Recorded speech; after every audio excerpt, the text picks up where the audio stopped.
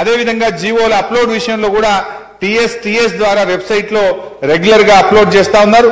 దాంట్లో ఏదైనా ఉంటే కూడా రివ్యూ చేసి తగిన ఆదేశాలు కూడా ఇస్తామని తెలియజేస్తున్నాం అధ్యక్ష. అదే విధంగా అధ్యక్ష, ఈరోజు అడ్వర్టైజ్మెంట్లు వాస్తవానికి ఈ దేశం గురించి మనం ఎంత గొప్ప పేరు వచ్చింది.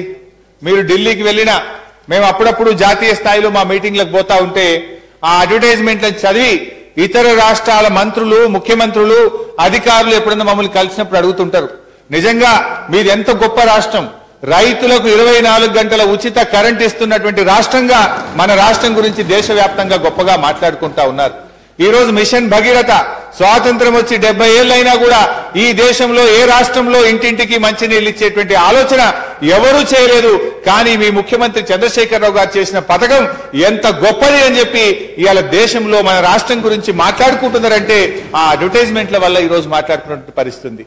ఇవాళ మిషన్ కాకతీయ కార్యక్రమం పెట్టి దేశంలో చిన్న నీటి వనరుల పునరుద్ధరణ కోసం మొట్టమొదట ముందు భాగంలో ఈ రాష్ట్రం నడుస్తున్నది అనేటువంటి విషయం దేశం మొత్తానికి చెప్పగలిగినమంటే అలాంటి కొద్ది అడ్వర్టైజ్మెంట్ల వల్లనే ఇవాళ దేశవ్యాప్తంగా మన రాష్ట్రం యొక్క గౌరవాన్ని, ఔన్నత్యాన్ని, గొప్పతనాన్ని దేశం మొత్తానికి చాటి చెప్పుకోగలుగుతున్నామంటే ఈ యొక్క మీడియా సాధనల ద్వారానే అని చెప్పి మీ ద్వారా గౌరవ సభ్యులకు తెలియజేస్తున్నాం అధ్యక్ష. ఇట్లా మనం గర్వపడాలి. మన రాష్ట్రం యొక్క గౌరవం ఇంత గొప్పగా జాతీయ వ్యాప్తంగా పెరుగుతున్నదంటే మీడియా ద్వారా అన్ని రాష్ట్రాలకు చెప్పగలిగిన కనుకనే ఈ రోజు ఈ రాష్ట్రం గురించి. ఎందుకు మీ బీజేపీలు అడగండి, మీ బీజేపీ పాలిత రాష్ట్రాల్లో మన రాష్ట్రంలో జరిగే అభివృద్ధి కార్యక్రమాల గురించి ఈ పత్రికల్లో వచ్చే అడ్వర్టైజ్మెంట్లు చదివి వాళ్ళు మనం చూసి నేర్చుకుంటున్నారు. కొన్ని సందర్భాల్లో మన పథకాలను మన రాష్ట్రానికి వచ్చి అడిగి వివరాలు తెలుసుకొని ఇతర రాష్ట్రాల్లో వాటిని జరుపుతున్నారంటే మనం ఈ రాష్ట్ర పౌరులుగా, ఈ రాష్ట్ర శాసనసభలో సభ్యులుగా మనందరం కూడా గౌరవపడి సంతోషపడాలి, గర్వపడాలని చెప్పి కూడా నేను మీ ద్వారా తెలియజేస్తున్నాను అధ్యక్ష. అంతేకాదు అధ్యక్ష, ఈరోజు మా రాజయ్య గారు బయటకు పోయినట్టున్నారు. రాజయ్య గారు కానీ ప్రభాకర్ గారు ఒక మాట మాట్లాడినారు, ఇదేదో కొందరికే సభ జరుగుతుంది లేదా కొందరే పరిపాలిస్తున్నారు. ఇది అయ్యా గతంలో ఉండేటువంటి ముఖ్యమంత్రులు అట్లా సంకుచిత ధోరణితో ఆలోచించేవారు. ఇవాళ గౌరవ ముఖ్యమంత్రి చంద్రశేఖరరావు గారు, మేము చాలా సందర్భాల్లో నేను కూడా నీళ్ల మంత్రిగా నా అనుభవమే చెప్తా, ఎవరు అనుభవం అవసరం లేదు. మిషన్ కాకతీయ కార్యక్రమం ప్రారంభించాల్సి వచ్చినప్పుడు రాష్ట్రంలో 46,000 చెరువులు తీసుకోవాలి. మొదటి సంవత్సరం ఏ చెరువులు తీసుకోవాలి అని ముఖ్యమంత్రి గారి దగ్గరికి వెళ్ళాను. నేను జనరల్ గా ఏదైనా గైడ్ లైన్స్ చెప్తారేమో అని వెళ్ళాను. గత ముఖ్యమంత్రులు మేము కూడా ఎమ్మెల్యేలు ఉన్నాం ఈ సభలో, పంచాయతీరాజ్ రోడ్లు బీటీ రెన్యువల్ కావాలని పోతే ₹1 కూడా ప్రతిపక్ష శాసనసభ్యులకు ఇచ్చేవారు కాదు. అయ్యా మా చెరువులు కావాలంటే ఇచ్చేవాళ్ళు కాదు. నేను ముఖ్యమంత్రి గారి దగ్గర పోయినా, మేము ఈ చెరువులు ఎలా మంజూరు చేయాలి, మీరేమైనా గైడ్ లైన్స్ ఇస్తారా? మన మంత్రులు, మనం శాసనసభ్యులు, అధికార పార్టీకి చెందినటువంటి వాళ్ళు కొంత ఒత్తిడి తీసుకొస్తున్నారు, వీళ్ళకు కొంత ఎక్కువ ఇచ్చి నెక్స్ట్ ఇయర్ లో ఏమన్నా ప్రతిపక్షాలకు ఇవ్వాలంటే ఇది గత ప్రభుత్వాల తీరు, మనం అట్లా చేయడానికి వీలు లేదు. గద్వాల శాసనసభ్యురాలు డీకే అరుణ గారు ఉండొచ్చు, ఆలంపూర్ లో సంపత్ గారు ఉండొచ్చు, కానీ గద్వాలలో, ఆలంపూర్లో ఉండే ప్రజలు కూడా తెలంగాణ బిడ్డలే, తెలంగాణ గ్రామాలే, వాళ్ళకు కూడా సమానంగా ఇవ్వాలని చెప్పినటువంటి ఒక బ్రాడ్ మైండ్ ఉన్నటువంటి ముఖ్యమంత్రి చంద్రశేఖరరావు గారు ఎప్పుడు ఆయన సంకుచిత ధోరణితో ఆలోచించలేదు. మేము చెరువులు ఇస్తే రాష్ట్రంలో ప్రతి మండలంలో ఎన్ని చెరువులు ఉన్నాయో ఆ ప్రతి మండలంలో, ప్రతి నియోజకవర్గంలో 20% చెరువులు తీసుకున్నాం. అది అధికార పక్షమా ప్రతిపక్షమా మేము చూడలేదు. రోడ్లు వేసినాం. రోడ్లు వేయాల్సి వస్తే ముఖ్యమంత్రి గారు ఒకటే మాట చెప్పినారు, ప్రతి మండలానికి, ఈ రాష్ట్రంలో ఉండే ప్రతి మండలానికి జిల్లా కేంద్రం నుంచి డబుల్ రోడ్ వేయమన్నారు తప్ప నల్లగొండలో కోమటిరెడ్డి వెంకటరెడ్డి గారు ఉన్నారో, ఉప్పల్లో ప్రభాకర్ గారు ఉన్నారో, లేదా భద్రాచలంలో రాజయ్య గారు ఉన్నారో వారి మండలాల్ని ఆపమని మాకు చెప్పలే. రాష్ట్రంలో ఒకటే పాలసీ తీసుకున్నాం, ప్రతి మండలానికి కూడా ఒక డబుల్ లైన్ రోడ్ ఉండాలని అనుకున్నాం. ప్రతి జిల్లా కేంద్రానికి రాష్ట్ర రాజధాని నుంచి 4 లైన్ రోడ్ ఉండాలని ఆలోచించాం. పెన్షన్లు ఇస్తే ఈ రాష్ట్రంలో గతంలో ఎప్పుడు చచ్చిపోతారా, వాళ్ళు చచ్చిపోతే నాకెప్పుడు పెన్షన్ వస్తుందా అని చూసినటువంటి పరిస్థితి గత ప్రభుత్వాల్లో ఉండే. కానీ ఈ ప్రభుత్వం వచ్చిన తర్వాత ₹1000 పెన్షన్ ఇవ్వాలనుకుంటే ఈ రోజు గతంలో 31 లక్ష పెన్షన్లుంటే 41 లక్షల మందికి నెలకు ₹1000 పెన్షన్ ఇచ్చినటువంటి ప్రభుత్వం టీఆర్ఎస్ ప్రభుత్వం. పక్క రాష్ట్రంలో ఏమైతుంది, పింఛన్ కావాలంటే ఇందిరమ్మ కమిటీ, వీరయ్య గారు, పక్క రాష్ట్రంలో పెన్షన్ ఇవ్వాలంటే ఆడ 5 సభ్యులతో ఇందిరమ్మ కమిటీ ఉంటుంది. ఆ 5 సభ్యులు సంతకం పెడితే ఎవరు 5 సభ్యులు? తెలుగుదేశం పార్టీకి. అధికార పార్టీకి చెందిన సభ్యులు సంతకాలు పెడితే పింఛన్ వచ్చేటువంటి పద్ధతి పక్క రాష్ట్రాల్లో పెడితే మన రాష్ట్రంలో అర్హులైనటువంటి వాళ్ళు వితంతువులైన వృద్ధులైన ప్రతి అర్హుడికి పారదర్శకంగా ఇచ్చేటువంటి ప్రభుత్వం ఇవాళ టీఆర్ఎస్ ప్రభుత్వం అని చెప్తా ఉన్నాం. కళ్యాణ లక్ష్మి మీరు ప్రతిపక్షం కావచ్చు, వీరయ్య గారు ప్రతిపక్షం కావచ్చు, మా కృష్ణయ్య గారు ప్రతిపక్షం కావచ్చు, కానీ మేము ఎప్పుడూ అట్లా అనుకోలే. కళ్యాణ లక్ష్మి చెక్కులు ఇచ్చేటువంటి పద్ధతి గౌరవ శాసనసభ్యులకే ఇచ్చారు. అది అధికార పక్షమైనా ప్రతిపక్షమైనా ప్రతి ఒక్కరికి ఆ ఎమ్మెల్యే గారి సంతకం తీసుకొని కళ్యాణ లక్ష్మి షాదీ ముబారక్ చెక్కులు ఇవ్వని చెప్పిన మనసున్న ముఖ్యమంత్రి ఇవాళ కేసీఆర్ గారు. మేము గత ప్రభుత్వాల్లాగా మీరు వచ్చి దరఖాస్తు పెడితే అధికార పక్షం అయితే ఇస్తాం, ప్రతిపక్షం అయితే ఇయ్యమనేటువంటి నేచరు ఈ ప్రభుత్వానికి ఈ ముఖ్యమంత్రికి మా పాలసీలోనే లేదు అనేటువంటి విషయాన్ని మీకు తెలియజేస్తున్నాం. ఇవాళ రావట్లేదా మీ నియోజకవర్గాల్లో?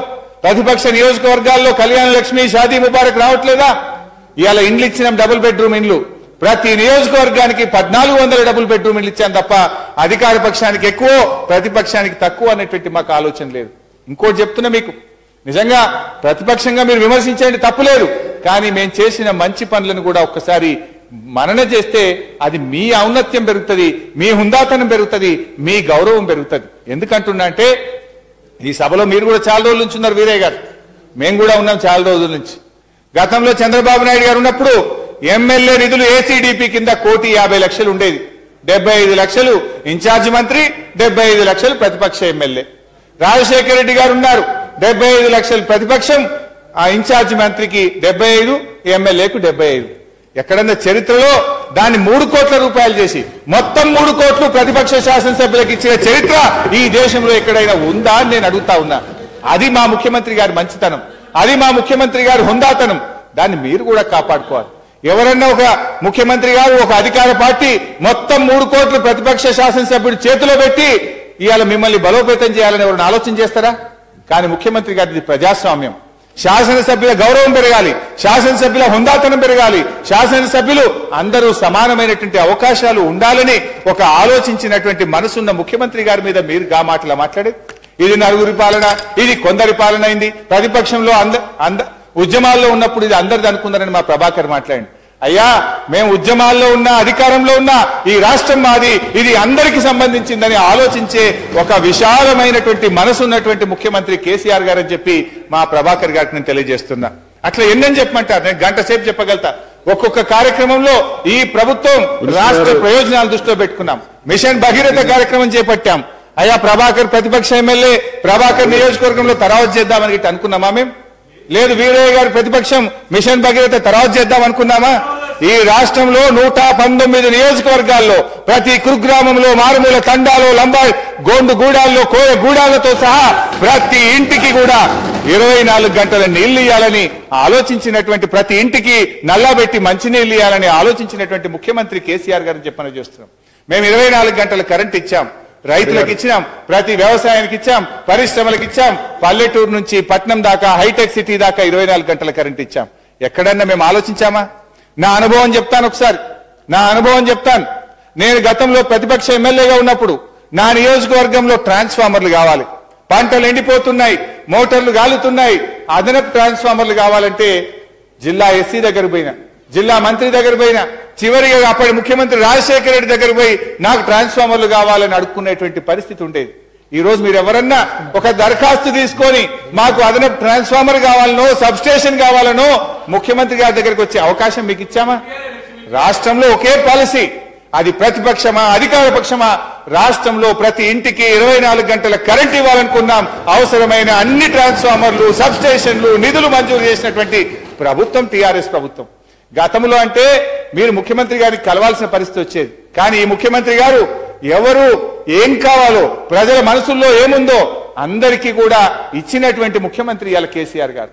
అది కరెంటా, మంచినీళ్ళ, రోడ్ల, చెరువుల, అది కార్యక్రమం ఏదైనా సరే దాన్ని ఒక లాంగ్ లాస్టింగ్ స్కీమ్ గా రాష్ట్రంలో ఒక సమస్య శాశ్వత పరిష్కారం అయ్యే విధంగా ఈ ప్రభుత్వం ప్రయత్నం చేస్తుంది.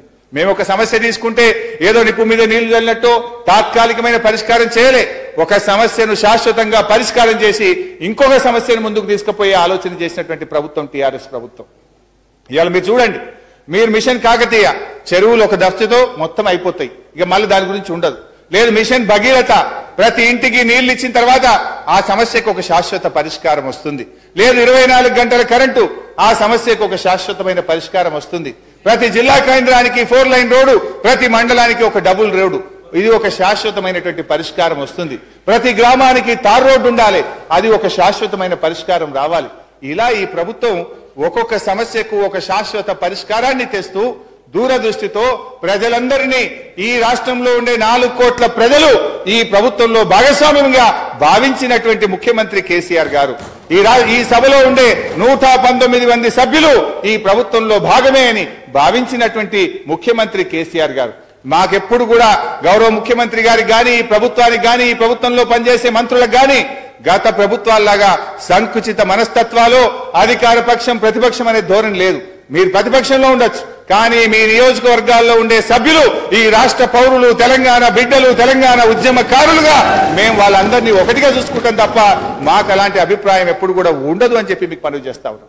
సరే, మీరు విమర్శ కోసం విమర్శిస్తే తప్పులేదు, ప్రతిదానికి కూడా మేము సమాధానం చెప్పడానికి సిద్ధంగా ఉన్నాం. కానీ చేసిన మంచి పనులను కూడా మీరు ఇలాంటి బ్రాడ్ మైండ్ గా ఉండేటువంటి ముఖ్యమంత్రి గారినో ఈ ప్రభుత్వాన్ని విమర్శిస్తే మాకు కొంత బాధ కలిగి చెప్పే ప్రయత్నం చేసినామే తప్ప మీరు ఎందుకు విమర్శించారనో, విమర్శించద్దని చెప్పేటువంటి ఆలోచన గాని అవసరం గాని మాకు లేదు అధ్యక్ష. మరి గౌరవ సభ్యులను ఈ సందర్భంగా ఏంటండి, వీడియో నచ్చిందా? అయితే ఓ లైక్ వేసుకోండి, లేదంటే ఓ కామెంట్ చేయండి. ఎప్పటికప్పుడు మా వీడియోస్ చూడాలంటే సబ్స్క్రైబ్ చేసుకోండి.